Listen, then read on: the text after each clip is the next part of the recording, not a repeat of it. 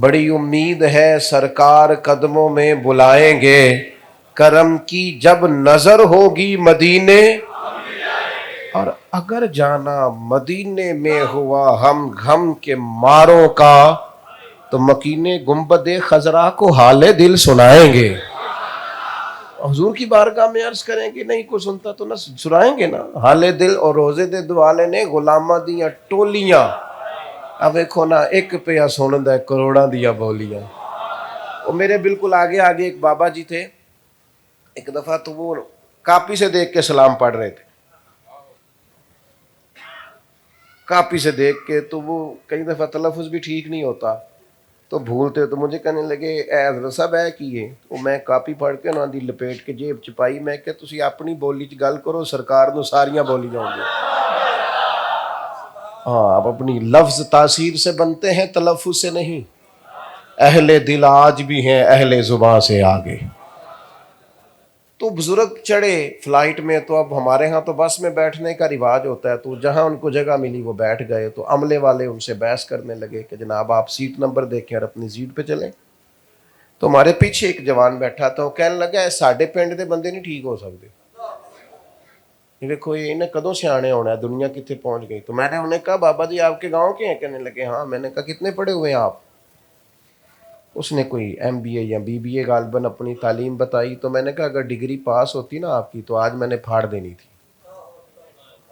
خدا کے بندے، اگر تجھے پتہ چل گیا تھا یہ تیرے گاؤں کے بابا جی ہیں، پھر تو تجھے اٹھ کے انہیں دروازے سے تھام کے لانا چاہیے تھا، اور خود انہیں بٹھا کے سیٹ بیلٹ باندھ کے پانی کی بوتل دے کے کہنا چاہیے تھا فکر نہیں کرنی، دوبارہ بھی آواز دے لینا میں وہاں بیٹھا ہوں۔ علم تو آدمی کو عاجزی سکھاتا ہے، اور تو کہہ رہا جاہل ہے ان کو پتہ ہی کوئی نہیں۔ تو پڑھا لکھا ہوتا تو تیرا اخلاق بتاتا۔ یہاں کسی دو بندوں کی لڑائی ہو جائے، تجھے پڑھا لکھا ہوتا ہے، لوگ اسے سمجھاتے ہیں کہ ان پڑھ کو سمجھاتے ہیں، کہتے یار تو تے سیانا بیانا ہے نا، تو تے پڑھے لکھے ہے نا، تو تجھے پاسے علم ہونا چاہیے، تکبر نہیں، عاجزی۔ اور چوتھی اور آخری بات، اپنی طبیعت میں خیر خواہی پیدا کریں، یہ بہت بڑا اخلاق ہے۔